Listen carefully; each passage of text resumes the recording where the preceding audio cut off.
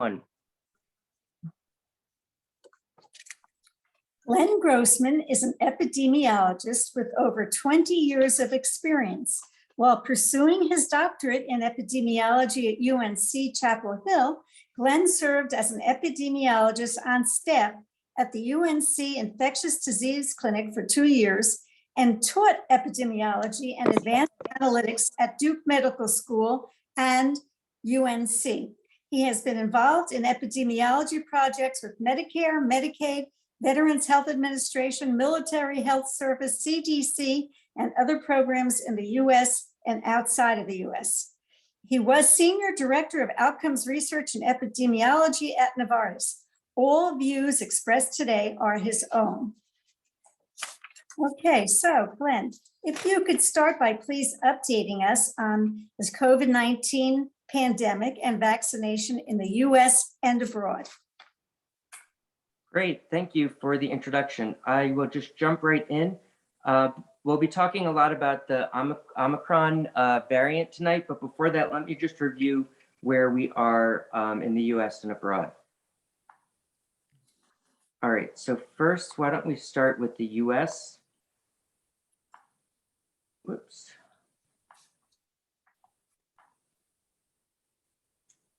This is the right way, there.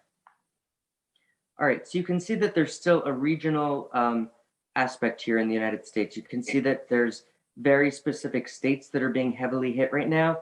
And within the states, specific counties are getting hit worse than others. We are seeing an increase across just generally at the aggregate when you add up everything.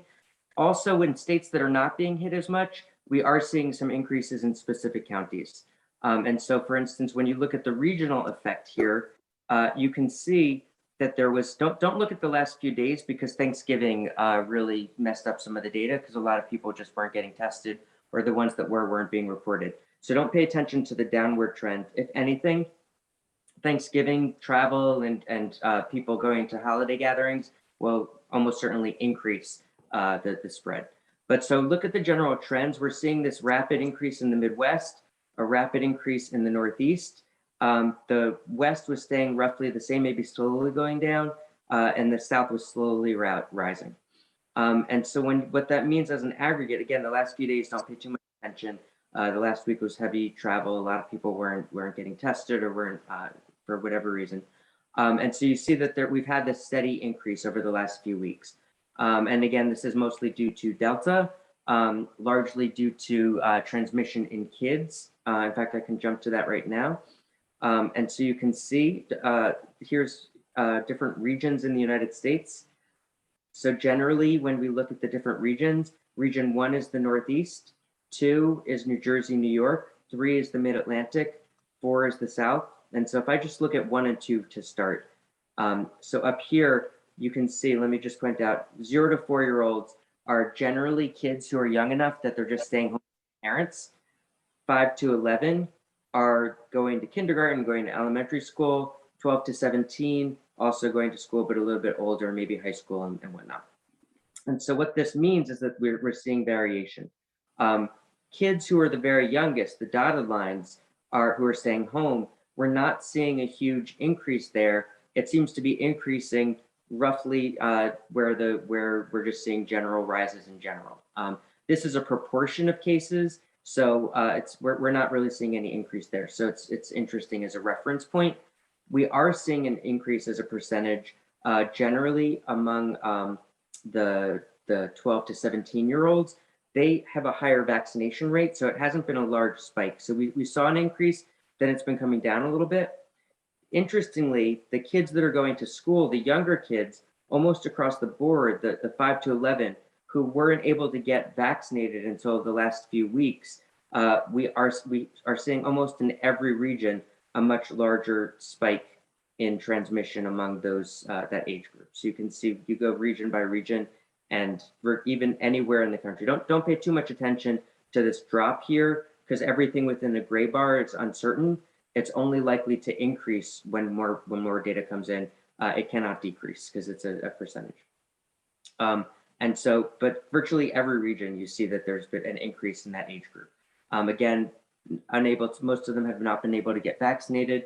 I think given the when the vaccine became available, we're basically looking at full vaccination among the first set of kids aged 5 to 11 in the next couple of weeks. Within the next couple of weeks, we'll start to see some of those kids fully vaccinated, which means 2 doses and then 2 weeks after the second dose.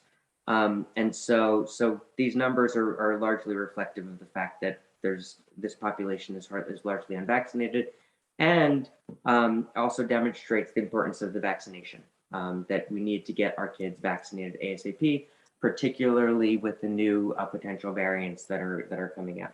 Delta itself is bad. We'll see. It's still yet to be determined if the Omicron variant is as bad as some of the predictors seem to be indicating. But either way, it's really critical for kids to start getting vaccinated. And so definitely don't hesitate. Oops. All right. So that's that. Let's talk about, so we've talked about some of the states. Let's talk about vaccination rates.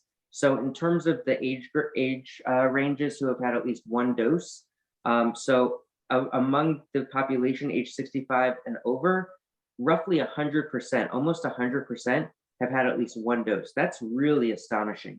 There are very few health policies where we have virtually 100% compliance. So this is really astonishing that we were able to hit this. This is for 1 dose. Among people age 18 and over, we're at 82%.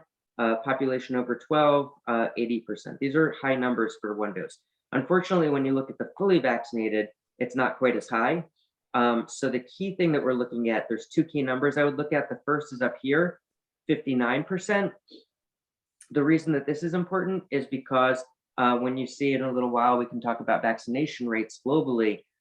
There seems to be a really interesting point where once you get around 70 to 80% of the total population vaccinated, and again, we're at 59% here. Once you get to 70, 75, 80% of the total population vaccinated, then you start to see really, really dramatic reductions in cases.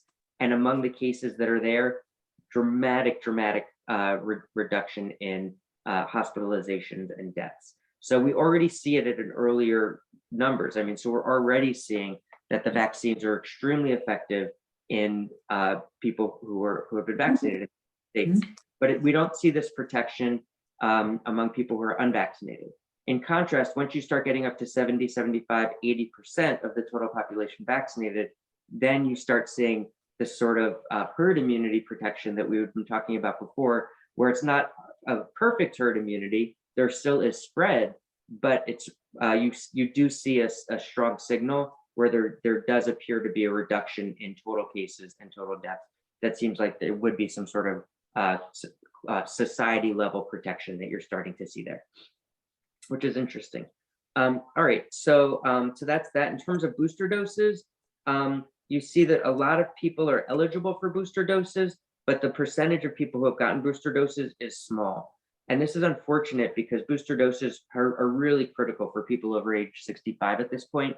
And we'll talk about this a little bit later. It was one of the questions that came out, and it's how effective are the booster doses? Certainly people who are fully vaccinated do still have some protection, but over time, the protection does seem to dissipate a little bit because we have it sort of an immune memory, and the immune memory weakens over time. And so the booster shot, not only does it bring us back to the levels that we were at before in terms of immunoprotection, it actually brings us to higher levels than anyone ever got with, or that most people ever got with the full vaccination of the 2 courses with the mRNA or the 1 dose of the Johnson & Johnson. All right, next, let's see. I talked about this. All right, these are the states that are happening with the cases right now. One thing I want to point out is this. That's not that. Let me go to this. All right, so we talk about I want total deaths. So daily deaths, this is what we're looking at here. So outside of the last few days when the data was poor, we are still averaging around 1,000 deaths per day. So we tend to forget how bad this is because it feels much better emotionally in terms of our emotional journey that we've gone on as a country. It feels like this time last year, November 24th last year, that we're in much better shape. November 24th last year, we were having around 1,500 deaths a day, 1,500 deaths every day. Now we're having around 1,000 deaths every day. Right? Some days it's closer to 1,500. And so we're in not too much different of a place than we were this time last year. The only difference is our emotional feeling about it. And so that's a really weird thing. These levels are probably not going to get as high this year. So we're probably not going to see quite as high a spike this year just because the vaccinations are so high. But the fact that we're hitting roughly 1,000 people dying every day in the United States from this makes this COVID the second leading cause of death in the United States. And that's huge. And so this thing is not over. This thing is going on. It's going to be with us for months. A lot of people are going to die. Tens of thousands of people are going to die over the next few months. And we really need to be taking this more seriously. Among people who are fully vaccinated and have the booster shot, the level of protection is extremely high. Among people who have been fully vaccinated and previously infected so that they have sort of this super immunity, the hybrid immunity, their level of protection is very high. Everybody else needs to be fully vaccinated and booster when eligible as soon as possible. And until they get there, everyone else should be wearing masks and be cautious in terms of entering places where there's a lot of a lot of other people around, etc. All right. So there's that. So this is not over yet. The numbers are starting to rise again, and so this is something. Let's look globally. All right. Yeah, let me look before we go globally. I'll look in the United States at one other thing. So you see here the really interesting geographical patterns. So we know that there's sort of the seasonal component to COVID that we've seen in terms of case spread and severity. And we do see this in the northern part of the country. We've been expecting it, and here it is. Surprisingly, we're not seeing it quite as much right now in the Northwest. And so that's interesting. And we also are seeing this big swath in the Midwest, which is also really interesting. But we do fully expect, based on what we saw last year, and again, here's the seasonal component, that we saw a rise in the Midwest first, then we also saw a rise in the Northeast and the West, and they all peaked, and the South came later, but we also saw this peak in the South that came later, even though the South had peaked in the summer of 2019. And so the South, again, we saw a similar pattern because of Delta this past summer, where the South got hit pretty hard. The South looks like they're doing pretty well right now, but that doesn't necessarily mean they won't be in poor shape in the next couple of months, because remember, there was a delay last year. So as numbers start to rise in the Midwest and the Northeast, and we start seeing increases in the West, there could very easily be an additional rise in the South. And so we're entering the typical cold and flu season. And so this is also COVID season now. COVID is now endemic. All right, let's look globally. So here we're looking at confirmed cases. So where is this happening now? So as I've mentioned lots and lots of times at this point, this is a seasonal disease. And so typically in the winter months is when it's the strongest. And so in the Northern Hemisphere, as we are approaching the winter, you can see that we have a lot more COVID in the Northern Hemisphere. The Southern Hemisphere, in fact, if I go back a few months, let's go back to July, you see that a lot of the COVID then in the summer was actually more isolated in the Southern Hemisphere when it was their winter. Australia has had lots of lockdowns, a lot of these countries, so don't pay too much attention if it's red. It's because they had really, really strong lockdowns and restrictions on people. But in South America, southern parts of Africa where there weren't in place, you can see that there's a lot of spread there. But now that we're entering the fall, winter, it's shifted to the northern hemisphere. In terms of, let's see, in terms of confirmed cases, let me go back here to the chart.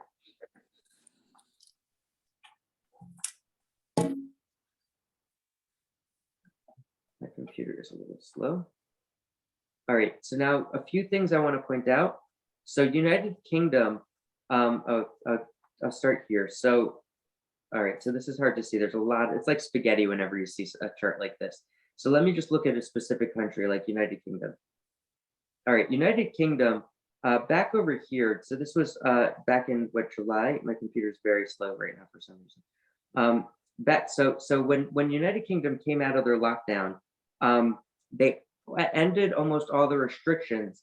Very quickly, there was a drop, which was just sort of a remnant of the lockdowns, but the Delta variant soon took hold. And so what you saw there was this sort of continued spread where we've had increases then decreases. It's just sort of been hovering around this very high level. Similarly, Germany, where in contrast, Germany was lower, but they've been having sort of this exponential growth of COVID over the last month or so. And that's reflected in much of Europe. So we're seeing it here in France, here Spain, we're seeing it in some other countries. I don't have other European countries, but if I were to put Europe as a whole, you can see Europe as a whole is experiencing this rise as we were expecting. However, let me just point out, so this is a rise in cases. The vaccination rates are much higher in Europe than they are here. So the vaccination rates, let me look at people fully vaccinated. So Spain, France, UK, Germany are much higher vaccinated than the United States. I mentioned earlier that you see this strong benefit of vaccination once you get to the 70, 75, 80% threshold, somewhere in there. Look, Spain is already there. I'll put Italy in there. They're a good contrast as well. Italy is up at around 72%, 73%. And so we looked at the caseload. I'll go back to cases again. And so Spain is down here in terms of cases. And I just showed Italy down here too. These were among the highest in Europe of the highest vaccinated. And then these other countries in France and the average across Europe are much higher. And so even though there's a high vaccination rate. But when we look at deaths, in contrast, so Europe, there's a lot of unvaccinated. Let me take Europe out. But when you look at specific countries, so United States has been high. Germany is catching up. Even though their caseload is higher than the United States, here's Germany. Look how high Germany is versus the United States. Germany has what, like more than twice? Let me see what numbers we're at. We're going down.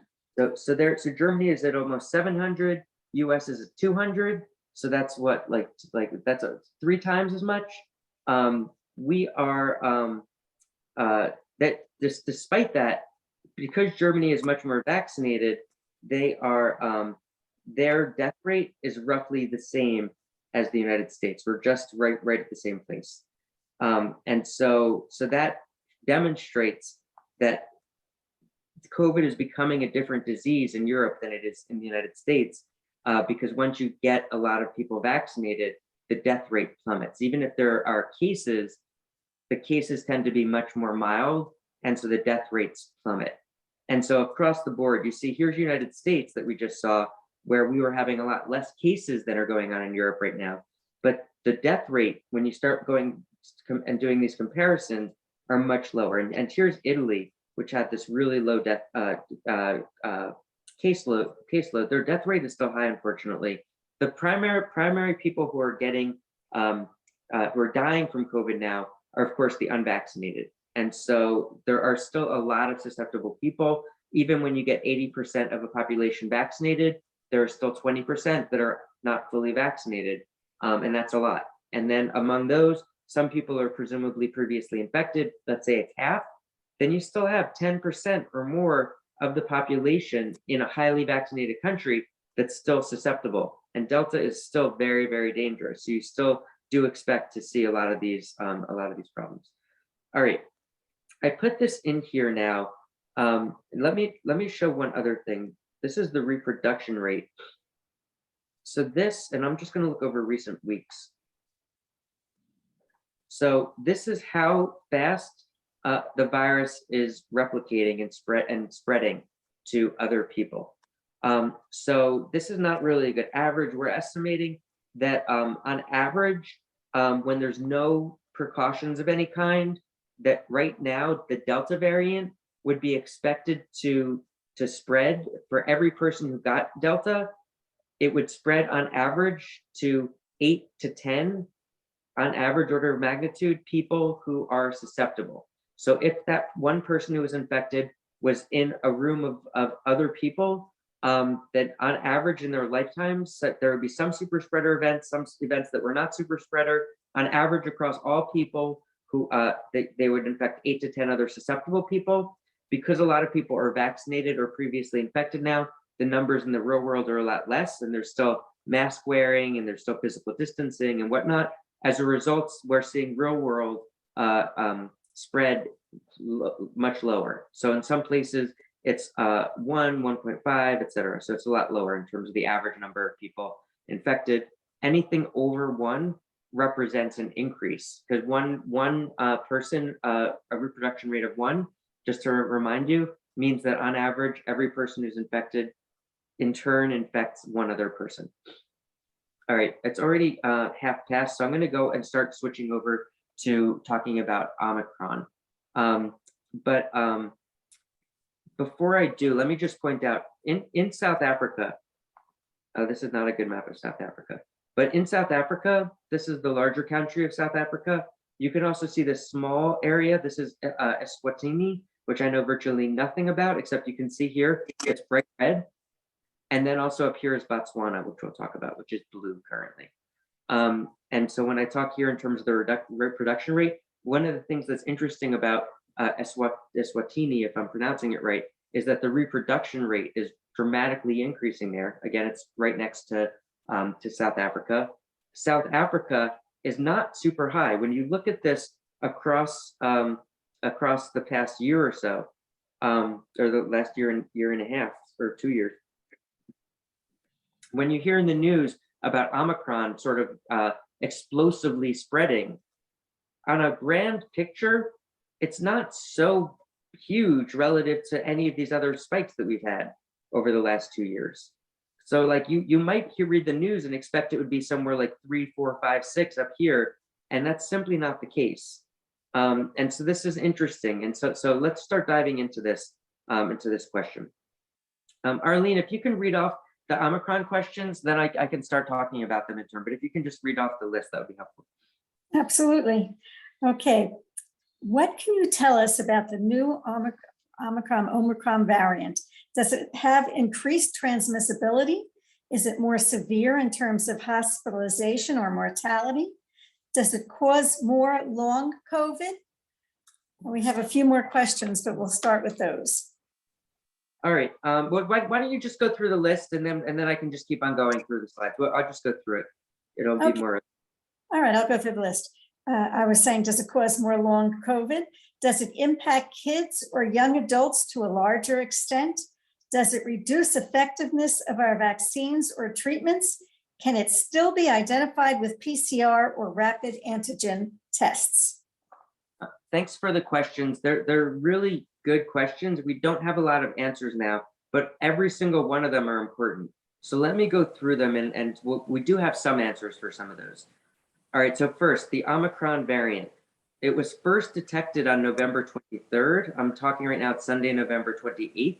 So it hasn't been a long time now. It's been less than a week. When we look at this, those samples that were first detected were taken between November 14th and November 16th. So it has been circulating for a while. The very first sample was found in Botswana. All right, the World Health Organization just named it a variant of concern. It's B11529, but everyone's calling it Omicron now. They've been systematically following the Greek alphabet up till now.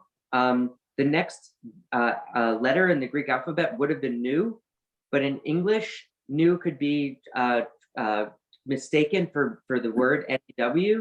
And so they didn't want people to think that it was a new COVID outbreak of a new species. And so they thought if we called it the new variant, that it would somehow be a never-ending thing. And so instead they crossed new off the list and are not calling it new. Similarly, the next Greek letter after that was Z, or however you pronounce XI. But that is a common surname. It's a common name around the world. And so this was excluded. So for instance, the leader of China name is Z, or X, you spelled XI. And so you don't want to politicize this and make it seem like there's something related, because there's no relationship at all to their names. So that's where the names came from. That's why Omicron was chosen. All right, here's why it became a concern. All right, when you look at the spread of the variants, you can see here's a few reference points. Beta started, and you can see how quickly it started to take over in South Africa. It was sort of the shallower increase. In contrast, Delta was much more aggressive and quickly became much more dominant in South Africa. And Delta, around the world has been sort of, we've been referring to it as the COVID-19 on steroids. So now what's concerning people is we're looking at the uptake of this Omicron variant, and you can see that it's dramatically rising. Now, part of this could be mirage. And so let me show you how these numbers are calculated, sort of where they came from. So when you look at beta over here in the center of the spike, you can see that in green, it very slowly became dominant and eventually caused this surge back in the fall winter season last year, or I guess it's further down, but in the period between November and March is when it surged there, and that was largely beta. And you can see as a percentage, it took a while to become the majority. By March, virtually 100% was beta. Then over time, you can see that there were some other variants that started to arise.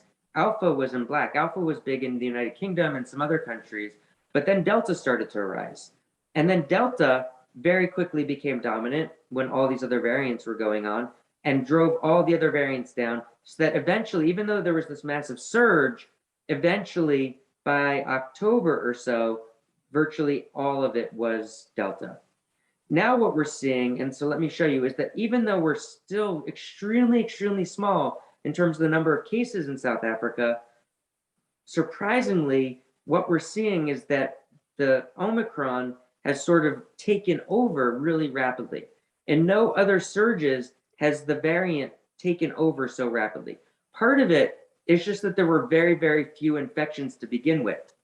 And so that's just, it is what it is. And so maybe it's just an artifact that it could be that Omicron is no more contagious than Delta, but it just happened to be that there was some massive super spreader events at some college parties, and some of this did spread among college students. And so maybe that's just what's causing this spike.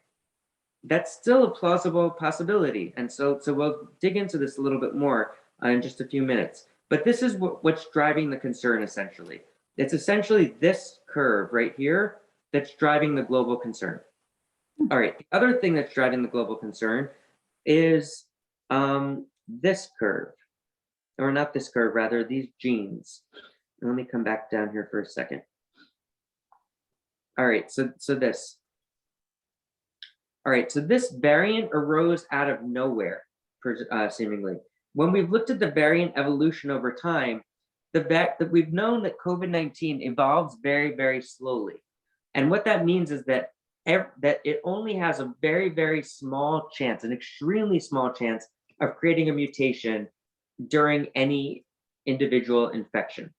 Over time, when tens of millions of people are infected, then the mutations arise just because of just the rare events happening when so many people get infected, and then they start accumulating in different groups, and that's what we're calling these variants when there's some change in behavior that arises when the mutations that happen to occur naturally sort of start to exhibit beneficial, or what's beneficial to the virus, changes in the virus's ability to reproduce and spread.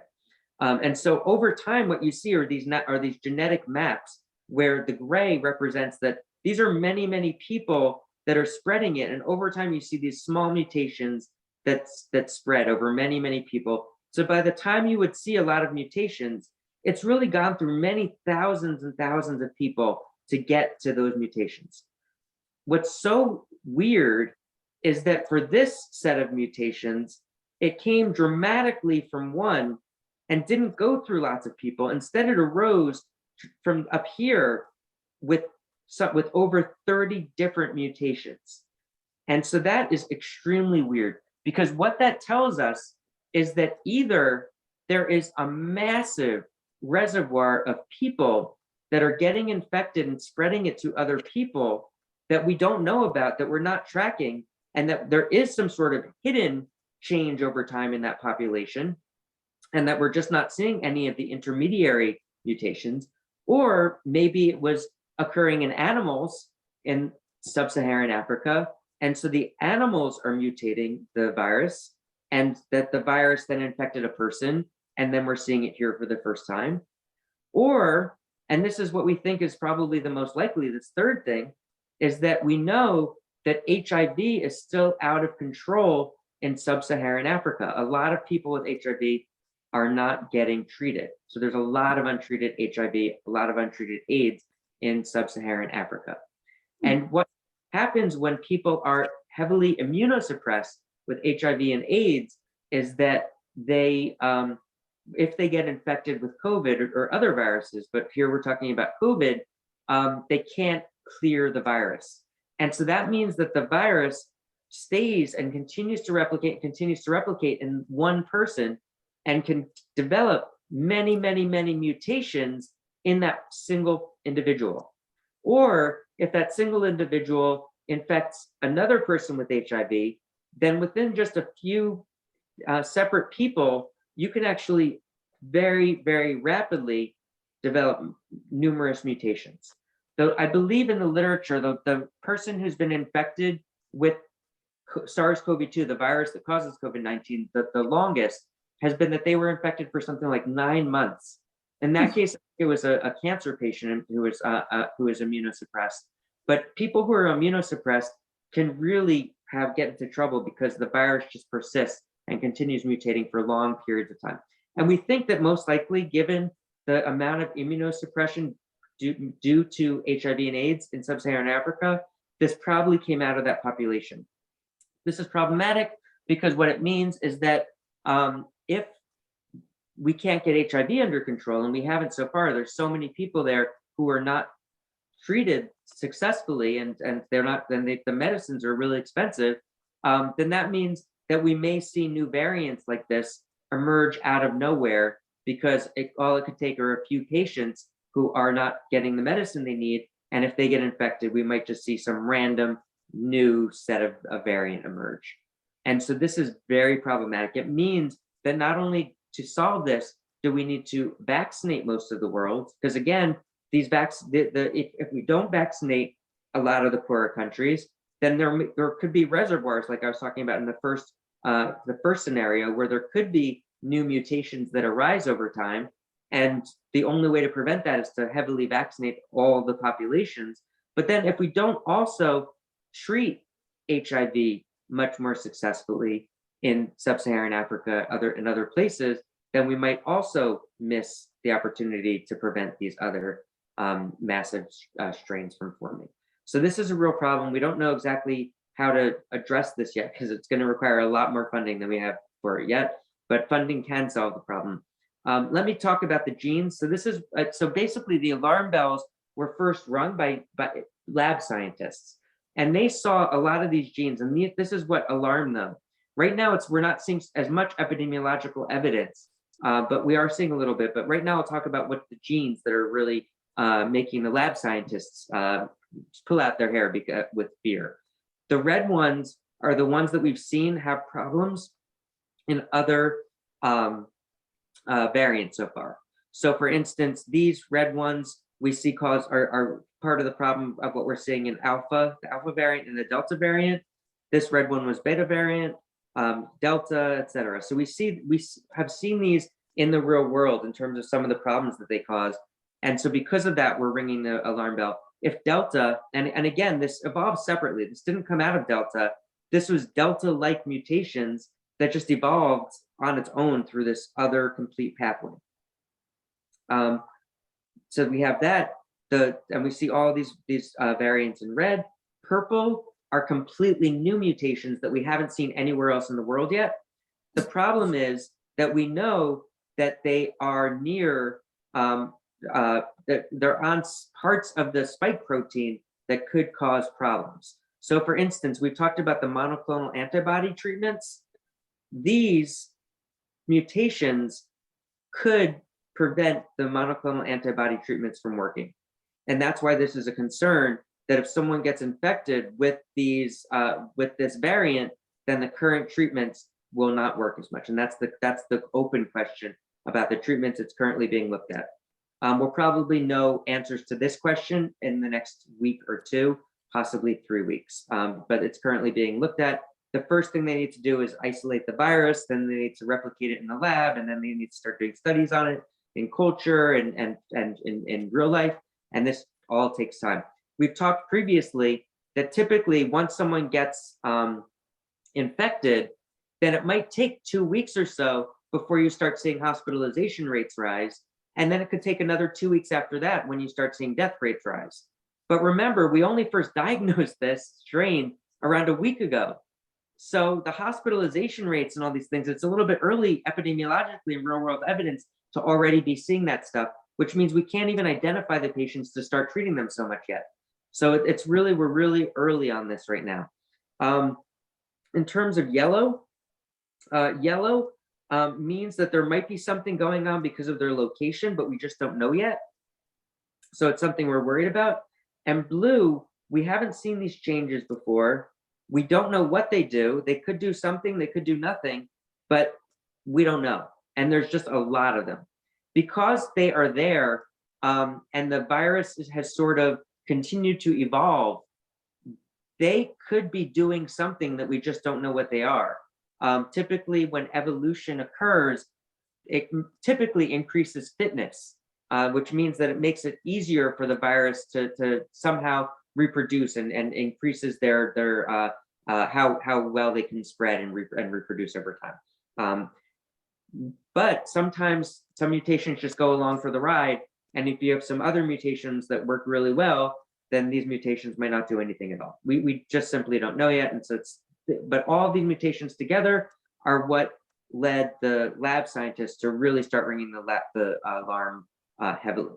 The problem is they've rung the alarm bell heavily for a lot of other variant strains that they found before, or variants rather than strains, sorry.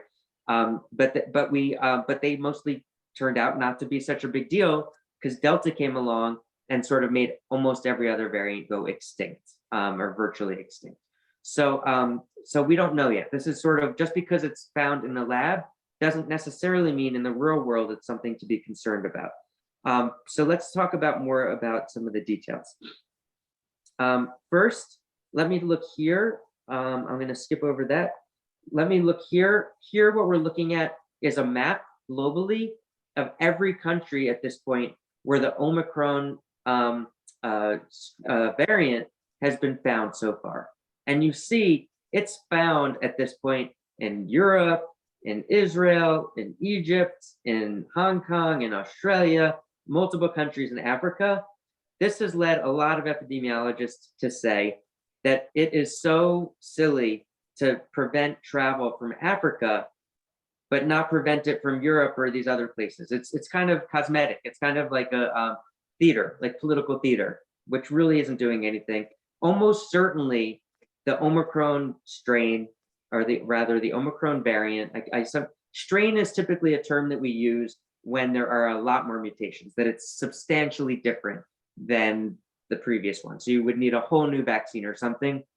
We're not calling this a different strain yet because we do believe that the vaccines are still going to be effective. We still believe it's similar enough to the other variants that we're still calling it a variant at this point. But so right now we haven't diagnosed any. So this is Sunday night, 7 o'clock. Haven't diagnosed any Omicron variants in the United States yet. However, it's almost certainly here, and just a matter of time before we start seeing it and diagnosing it.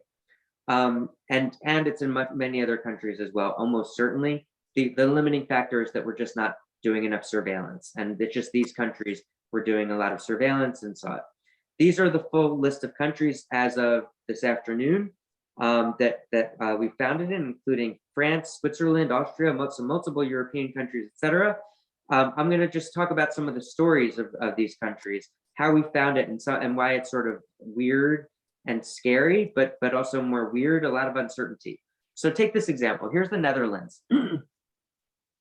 All of the cases in the Netherlands that were diagnosed came from 2 flights out of South Africa. There were 600 passengers on those flights that tested negative before they left. So in order to get on the plane, they had to test negative. When they landed, 61 of those passengers tests came back positive. That's 10%.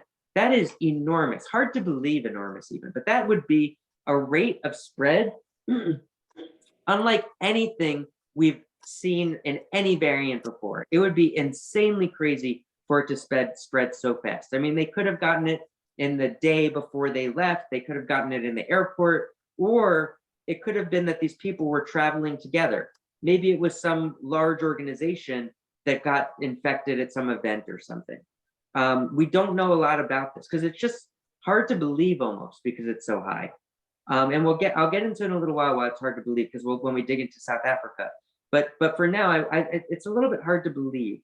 And so we don't know what percentage of these are Omicron, but to have this level of spread so rapidly, we haven't seen this on flights, that there'd be so much spread, that it's just hard to believe. And so we don't know, like, what was the vaccination rate of these people? Are there symptoms that are involved? Are they all caused by Omicron? I mean, there's no other variant that could have produced so much spread in such short a period of time, unless it's something new. And were these people connected? Already, some of the tests have started coming back positive. 13 of the 61 have been confirmed as Omicron. The others are still being tested. So it's unclear. But if this is the case, then again, this would be real-world evidence that is very alarming. Similarly, back, if you recall, in 2020, the very first signals that we started getting were out of Wuhan, and we're out of some of these cruise ships and some of these early stories, and they were scary. A lot of people were getting infected. This is similar to those levels of things, and that's sort of why there's concern. But there's so much we don't know about this. We don't know how many of them are vaccinated and whatnot. We don't know how severe it is. We do know that vaccinated people, and I just showed you earlier, Germany, United Kingdom, much of Europe, the infection rate is going way up, but the death rate is not, because the vaccines are still extremely effective.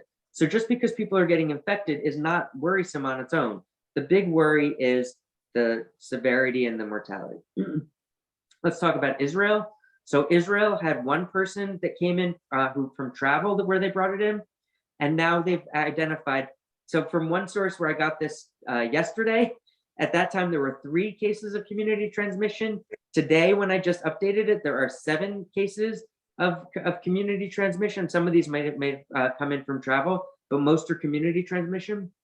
This is what led Israel to stop all foreign travel into its country right now. If there's community transmission, then that could be problematic if this is as worrisome as we think. Belgium, a person came in who hadn't been to South Africa. She had flu-like symptoms 11 days after traveling to Egypt via Turkey. And so this is weird. Where did this come from? Did she get it from somewhere in Belgium? There's a strong chance she could have gotten it from someone else in Belgium, because where did it hit? But this is the reason that blocking Africa, I mean, Egypt is Africa that we're talking about there. Maybe she picked it up there. We do know, I mean, Egypt isn't on the list here, but there does seem to have been at least one case in Egypt that's been identified recently. But this is still, we don't know exactly where this is coming from. More interesting is Hong Kong. So I'll just talk briefly about Hong Kong, and then I'll jump into South Africa, where we have much more data. But I just wanted to make sure we hit these countries first, because they do provide evidence that helps to sort of give more breadth to the story that we're telling here. All right, so the Hong Kong the case study rather. So there was one person who traveled from South Africa, and he got infected. He was quarantined and quarantined in this hotel, and he was 36 years old. He was quarantined, and then a few days later, a person who he didn't know in a totally different room in the hotel, but across the hallway, got infected with the Omicron variant. And so the only way, and that person came from Canada. And it was very unlikely, as you see on the list, we don't have Canada on the list yet. So it was very unlikely that this came from Canada where he picked it up. If so, because if he had gotten it from Canada, then that would mean that there's uncontained spread going on in Canada, but we haven't diagnosed or seen evidence of that yet. So most likely what happened was that even though both their doors were closed, it is so, well, the theory was that it's so virulent and spreads so easily that it spread through the air of the hotel and infected this person who was in quarantine himself, totally from just from coming back from Canada, and infected him just because they were in hotel rooms that were not very far apart.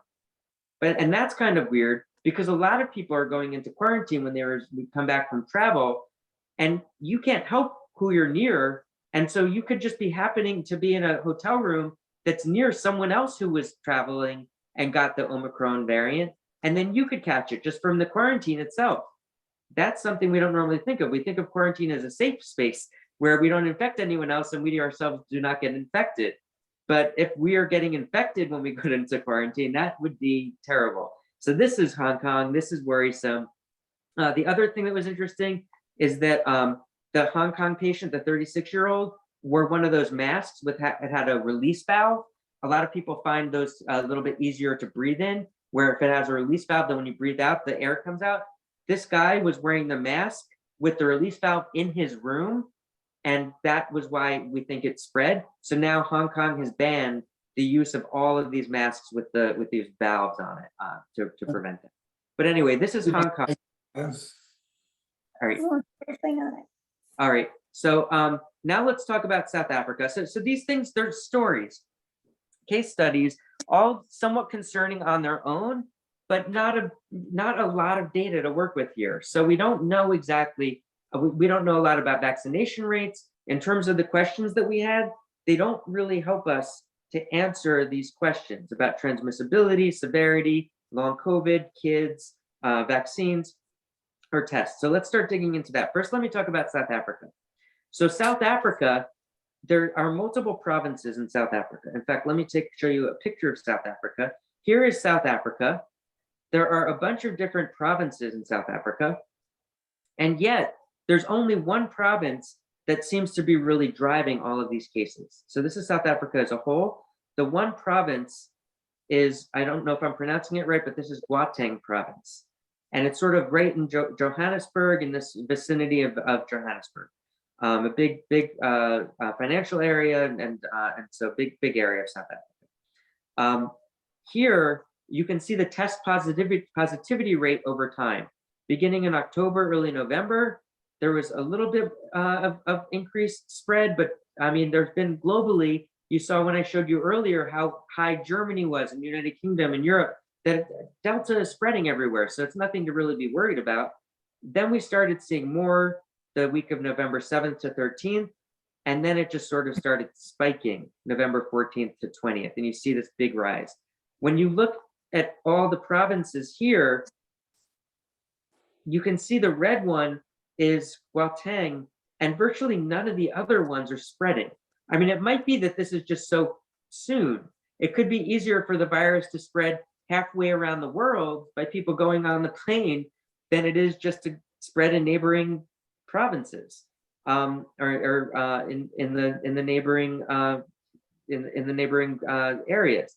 And so we just don't know yet. I said earlier, Eswatini is this sort of carved out space here we do see that there is a lot of spread going on in Eswatini now, or rather the rate of spread is increasing. It's not nearly as high at a pure prevalence level as in much of the world that we've seen in Europe and other places. In Gauteng, so this is South Africa as a whole, Gauteng, one other thing I wanted to point out, I'm not going to look at South Africa as a whole because I just mentioned it's primarily a Gauteng thing in terms of what's going on there. So when we're talking about South Africa, here's the numbers. This was November 28th. So this was the number reported today in South Africa. There were over 2,000 in Gauteng, but the number of new cases is very tiny in comparison in all these other provinces. And when you look back over recent days, they've stayed pretty tiny there too. Curiously, so there's that. Curiously, I've looked at this over the last few days in Gauteng. In Gauteng on Friday, they reported roughly 2,200 cases. Saturday, 2,600 cases. Today, another 2,200 cases approximately. There's different data sources, so if this is a little different, it says 2,300. Don't pay too much attention to that. But the interesting thing is that this is not exponential growth. So this is the first piece of evidence that contradicts what I was just saying and everything about this before. So if you expect that on average, one person infects 2 other people, then you don't see numbers like this where you see roughly the same number of new cases every day. Instead, you'd start seeing 1 case or 2,000 cases in one day. Then the next day you'd see, say, 2,400, then 2,700 or 2,800. There could be a data issue here. And so that's why seeing what happens Monday, Tuesday, Wednesday will be really, really critical to see what's going on. But right now, it could have gone the other way. I could have looked at this data and it could have been exponential. And so it was surprising to me to see it not exponential. Again, it could very easily be a data issue, and we could just see Monday that more data comes in, and Tuesday more data comes in, and we do see this continuation. Okay, this is Gauteng. Again, when I looked over here, let me come back over here to case rate. Let me look at South Africa.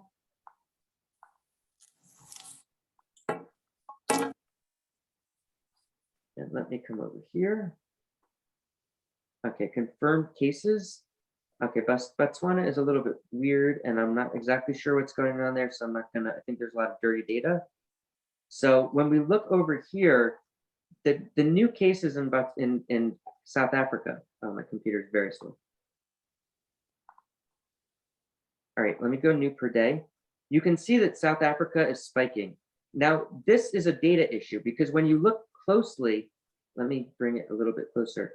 You can see that it went down to 0 on the 26th. There's clearly some data issues going on here.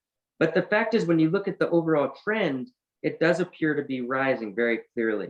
And so we're sort of in the fog of war right now. My point is that this could go either way. We could see it, we could see it going, let me just come back to it, this is too slow. We could see it going where, given the stories I've just told you, it could spike crazy bad, or given this story that I'm showing you right here, it could be not nearly as bad as we're thinking. Let me show you a few more data points, and then this can just add more depth to the discussion. All right, here's another thing. So here is a physician who works at a hospital in this province. So again, the key province that we're talking about here is Gauteng. This province, he said, young people in their 20s to just over their late 30s are coming in with moderate severe disease, some needing intensive care. This is a marked change in the demographic profile of COVID-19. In the past, the ones who were hospitalized, remember, were the people generally over age 65, generally with these massive comorbidities and whatnot. The fact that their very first impressions of the hospitalizations over the last week or so are of kids in their 20s coming in and people just over their late 30s coming in, this could be an early signal that we're starting to see either more severe disease generally, and we're just seeing it in these kids first because they got infected first, or that it is somehow more severe in younger people, We do know in flu and many other viruses that just because you have more severe disease in older people one year doesn't mean you won't have more severe disease in younger people the next year. So for instance, in the flu of 1918, one of the things that differentiated that flu was that it tended to hit the 20-year-olds much harder than the older population, which was very unusual. Most flu hits older people more, but that was not what we first saw in the epidemic of flu of 1918. So this is something that people are paying attention to. Is this something we need to be worried about with people in their 20s and 30s, with kids? We just don't know yet. It's only been a week. Epidemiology, we need real world data that goes at least a few weeks or months in order to look at this stuff. We're really talking in live time about this, and we don't know yet. But it's interesting that we're already getting this. It could just be a fog of war type thing, or it could be something real. The other key point here is around 65% are not vaccinated, and most of the rest are only half vaccinated. So this is great news, because it would mean that people who are fully vaccinated, presumably, are not getting severe disease. Again, it's too early. Remember, I told you, typically it requires around 14 days after you start seeing a spike in cases before you start seeing, a spike in hospitalizations among these people. So we can't really interpret this. It's just not enough time. Let me talk about a few other things, though, that could help give us information about this. So let's talk about the vaccination rate. So in Gauteng, remember, and this crazy thing is that it's only Gauteng that we're seeing so far. Again, it could be, like I said, that travel across South Africa just isn't as much as hopping on the plane and going to Netherlands within a few hours. And so could be why we're seeing it in other countries, but we're not seeing the spread very much in these other provinces, which is so, for me, right now, it's just weird. But again, it just simply could be this idea that it's just not spreading it's only been a week or two, and that could be why. The other thing is, so the vaccination rates, let's talk about this. This is the total vaccination rate. On average, around 41%, 41.39% have gotten at least one vaccine dose, and around 35.6% are fully vaccinated. This is South Africa as a whole. When you look over here at Gauteng province in particular, only 31% of people in Gauteng, so we're talking about 31% are fully vaccinated, 31.2. South Africa as a whole, it was 35.6. So not too different, but still less than the average. So 31.26% fully vaccinated. When you look at the vaccination by age, you can see that even though the total is 31.26%, let me blow this up, bring it to front.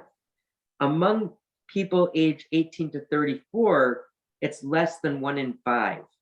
So it could be that when they're talking about the young people ages 20s to 30s, that it's just that they're mostly not vaccinated, and that's maybe what's driving a lot of this, and that's why they're the ones ending up in the hospital.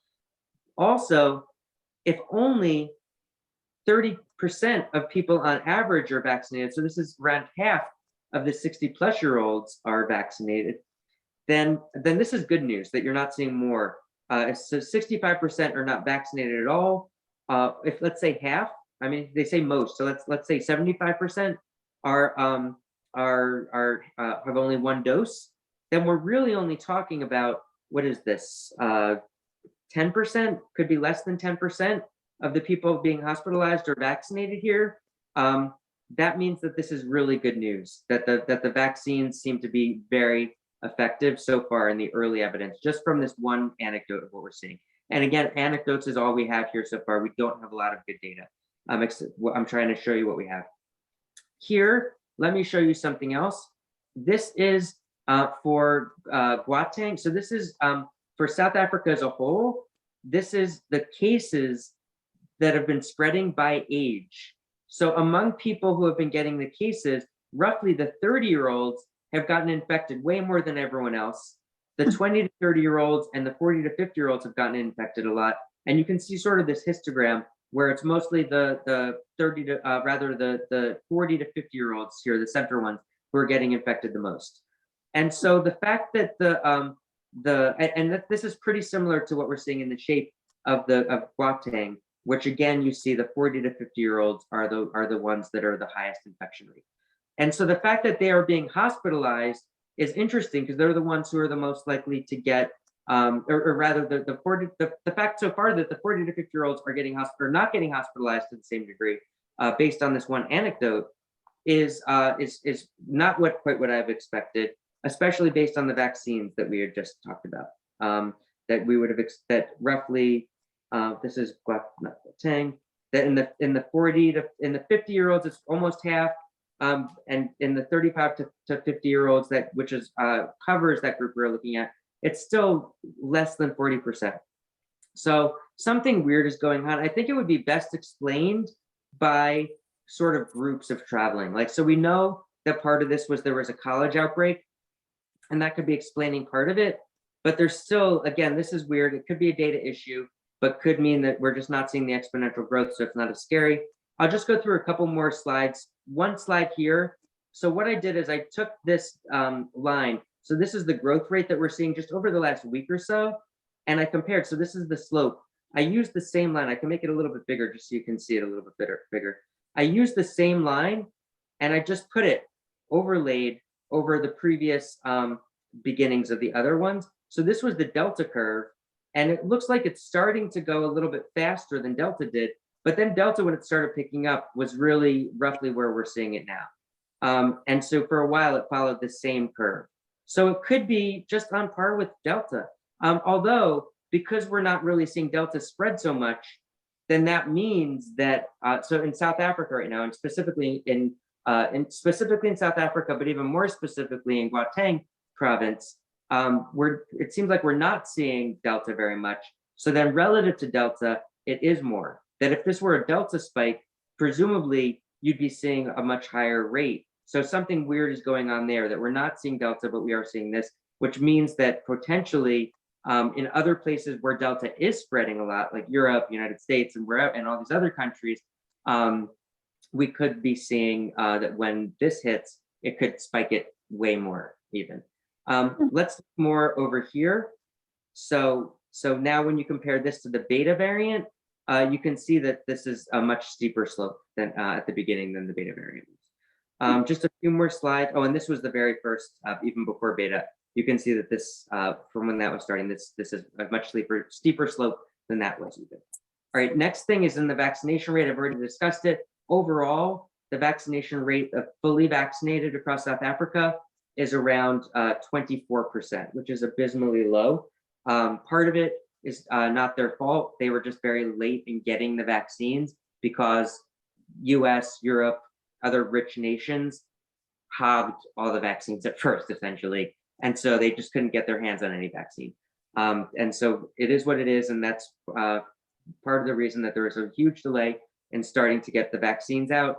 And so they're still rushing as fast as they can, but it's slow going. Here, oh, the other thing I should have pointed out about the R value is that the data is dated. So it's currently November 28th. The most recent data point was November 24th on this reproductive value when I showed the, I don't know if I still have it here. So the reproduction rate, I don't have it here. But these are, this is a little bit dated. And so we don't know exactly what it means. When you compare specifically this Gauteng province, it's closer to 2. So 1.93 is closer to 2. When you compare that to other parts of the world, I'm hoping the map will pull it out quick. So Spain, which is right now red, which is one of the highest in the world, is only at 1.5.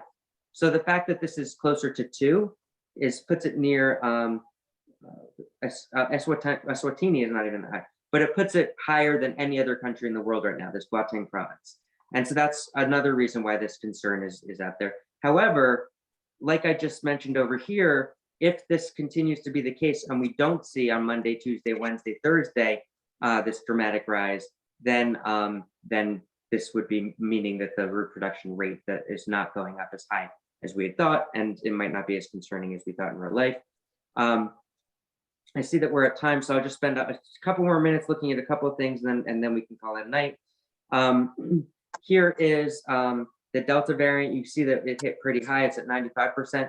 So it's surprising that this is a new variant that Delta is so low and this variant is still surging despite Delta being so common.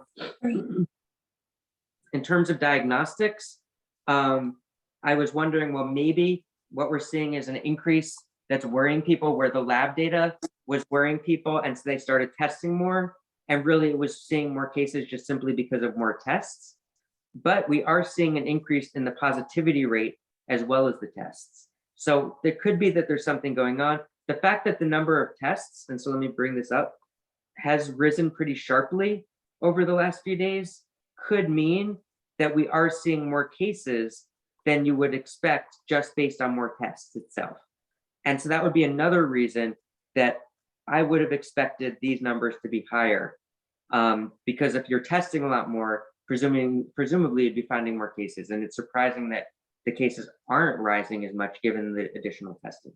The positivity rate is going up, like I said, and the positivity rate, let me just bring this to the front, is going up at a faster rate than what we've seen previously, which is what I've mentioned previously in the surge. So this, again, is opposite evidence to what I was just saying about the testing rate. So this demonstrates, or is evidence suggesting that it is growing strongly in South Africa. This is South Africa as a whole. And again, we know it's mostly Gauteng province that's driving it. But the fact that that when you aggregate it at the South Africa level, that it's still growing so fast means this is potentially something to be very worried about. All right, a couple more things here. That's not what I want to talk about. All right, so I mostly covered it. Let me make sure I've gone to all the questions. Let me just go back here. All right, so we've talked about potential for increased transmissibility. Is it more severe? It's too early to see hospitalization or mortality data. We talked a little bit about the anecdotes from the hospital in Gauteng province. We don't know anything about long COVID. So here's my issue with long COVID. So the ACE2 receptor, we don't know. Again, there's multiple hypotheses of what's causing long COVID. One hypothesis that I've shared with you previously is this idea of, let me see if I can get is the idea that the antibody is somehow getting regular, so the ACE2 receptor binds normally without anything, just in a normal person, it binds with the ACE2 enzyme. So it could be that the antibody to the spike protein has developed in some people to mistake the regular ACE2 enzyme for the spike protein, and that could be causing what's long COVID. The problem is, if we have this new variant now, this Omicron variant that has changed in terms of the spike protein that it develops antibodies for, then these new antibodies to this new different shaped spike protein, will that increase or decrease how well the antibodies bind to the ACE2 enzyme? This is an open question, way, way, way too early to know anything about long COVID when we don't even know what the next couple of weeks will look like. But this is something that a lot of people are going to be paying attention to. On the plus side, there's not, so because these ACE2 receptors exist in the real world, they're not evolving. This is part of human physiology that they're binding to our ACE2 enzymes. This means that there's not many more places that SARS-CoV-2 can evolve into. So presumably it can evolve in some different ways, but if it evolves too far away, if the spike protein gets too different from the ACE2 receptor, it won't be able to bind to the ACE2 receptor anymore and won't be able to infect us. So there is a limited number of possible mutations that the spike protein can evolve under in terms of getting into our cells. So we're going to likely see more mutations, but there's a limit in terms of what the peak will look like. And so that's another reason to think, well, maybe we're seeing mutations here, but maybe it won't be as severe. It's still, again, this uncertainty right now. All right, let me go back now to some of these other questions, because I did have a couple more answers that I wanted to get to there. One of them here is, whoops. All right, so long COVID, impact on kids or young adults. So again, this is still an area of uncertainty, but it is very strange that the hospital in this province already was identifying that a lot more 20-year-olds and 30-year-olds were coming in. Again, we don't know. Is it simply the ones that were infected early just happened to be in their 20s and 30s because they were traveling or they were partying or there was a college party and there was a super spreader event? It could be that it was just random, or it could be something that is just happening to hit that age group. It's way, way too early. The problem is that the earlier you see epidemiologic evidence like this, these random impacts could have a more important impact on it. But you only start seeing the more population level impacts in the weeks and months following something like this. So it's a little bit too early to know that. Will it reduce the effectiveness of our vaccines and treatments? I've mentioned the monoclonal antibodies that are reduced. And so that's something that we are looking out for. We don't know for sure. It should not impact the ability of our corticosteroids, of our other treatments that we currently have. It shouldn't impact those. And so that's something good. In terms of our vaccines, generally, we think that our vaccines will still be effective. We don't think that they'll completely lose effectiveness, but it does mean that everyone should get the booster shot. Because even, let's say that the vaccines are only 10% as effective as they were with Delta, with this new variant, with the Omicron variant. If they're only 10% as effective, but you get the booster shot, which makes it an order of magnitude more effective than it was against Delta, then they'll counteract each other. And so then the vaccines will still be highly effective against the new Omicron variant. So it's the reason if everyone gets vaccinated that we'll still have some protection. It may be slightly more severe, we don't know, but again, we do believe that the vaccines will continue to have a lot of important protection. So it is critical that everyone goes and get vaccinated right now. Finally, PCR. So a lot of people don't think about this, but the PCR test, the diagnostic test that we do and the antigen tests are testing for specific parts of the virus. But if those specific parts of the virus mutate, then we could get negative test results, even though someone's truly infected, because it's not seeing the virus, because it's mutated too much. And so people have looked at this, and luckily we don't think that most of our tests are going to be impacted. What we are looking at is, here, I'm looking here. So will the COVID diagnostic test be impacted? So what we're finding is that this new Omicron variant does have a deletion in the S gene, and some of the diagnostic tests, typically some of the diagnostic tests are what's called a trivalent test. It looks for 3 different areas. So because of this, one of the 3 different targets will turn out to be negative when people get tested. So they should still get 2 positive tests for those other targets, but they'll get a negative test for the S gene.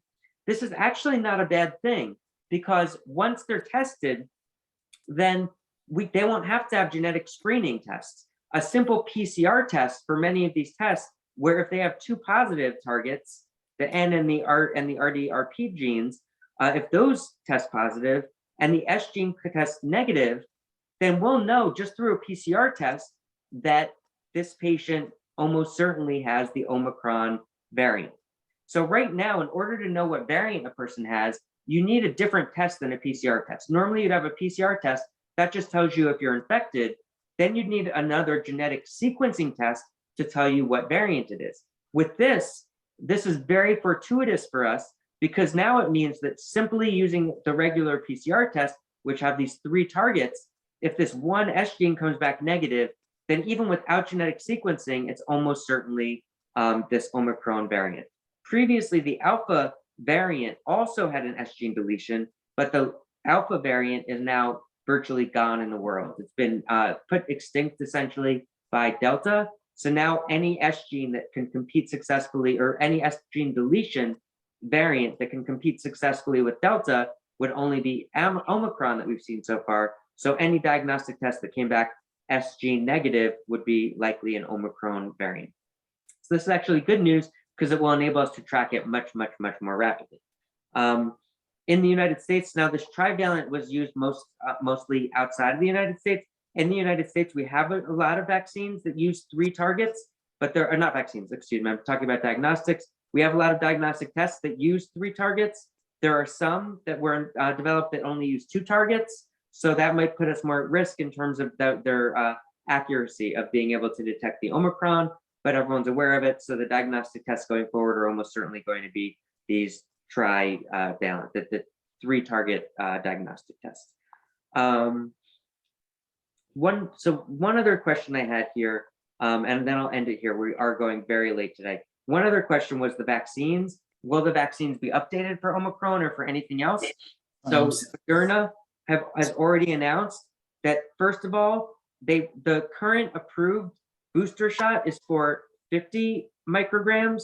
They also previously evaluated a 100 microgram booster, and they saw that actually boosted the antibody level a lot more even than the 50 micrograms. So one simple thing that we could do would be to change the booster shot to 100 micrograms for most people going forward, and then that would dramatically increase the antibodies. And so even if the percentage of the vaccine effectiveness was dramatically reduced, by having more antibodies, you generate the antibodies that you need. Another thing that they're doing is they previously looked at other vaccine candidates. So when the beta variant came out and when the Delta variant came out, they looked at those. And so they've already been testing against those variants. They haven't released them, but they've been testing against them very rapidly because the new Omicron variant shares many of the mutations in the beta and many in the Delta. They could very rapidly test these vaccines. All you need are a few hundred people to test these new vaccine versions of the vaccine in the people with the Omicron. And very quickly you'd be able to see if these vaccines were more effective, and if it would make sense to start rolling these out. The third thing would be to have a vaccine that's specific to Omicron. And the Omicron specific candidate, if we do that, would probably take, they say 60 to 90 days. Pfizer's saying closer to 100 days. So we're talking maybe 3 months between creating it, manufacturing it, and starting to roll it out. But we're talking maybe over 3 months. But we're already in the end of November. When we're looking now at December, January, February, by March, the seasonality is mostly going to be over. So we're really going to be hit really hard, whether it's by Delta or Omicron or anything, over the next 2 to 3 months. And by March, mid to end of March, we're going to be hit really hard. That's why everyone needs to be vaccinated. This candidate is probably going to come too late for most people. And so as a result, we're probably stuck with the vaccines that we already have out there right now. Get the boosters if you can, and that is what it is. I'll end there. Are there any, so this is all I'm going to talk about for Omicron tonight. Are there any specific questions so far? Because I can answer any one question. I've talked a lot about it. We don't have a lot of other information, but if you have a specific question, I might be able to answer that now. All right. Thank you. All right, so then with that, let me stop there.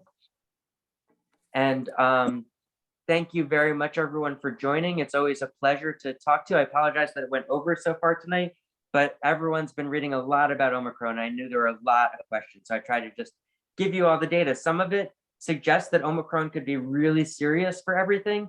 Some of it suggests maybe it's not as serious. I mean, it's the next few days will be very telling. If we see Gauteng province in particular start to rise in the next Monday, Tuesday, Wednesday, literally 2 to 3 days, then this would be very concerning to me. If we don't see a rise there, I'm not going to be super concerned. It might be a little bit concerning, but I think all eyes are going to, I mean, there's eyes everywhere right now, but the lab data is less compelling to me than the real world evidence. And the real world evidence is almost the largest data source right now is this Gauteng province. So let's plan on meeting again in 2 weeks, 2 Sundays, 7 o'clock. And that would be December 12th, and Rebecca will be back then. We're sorry that we missed her tonight, but she'll be back then. And thank you so very much, Glenn. You did a wonderful job as always, and we love all of your charts, and you make it very understandable. Thank you so much again. Thanks, everyone. Have a great week. Bye-bye. Thank you. Bye-bye.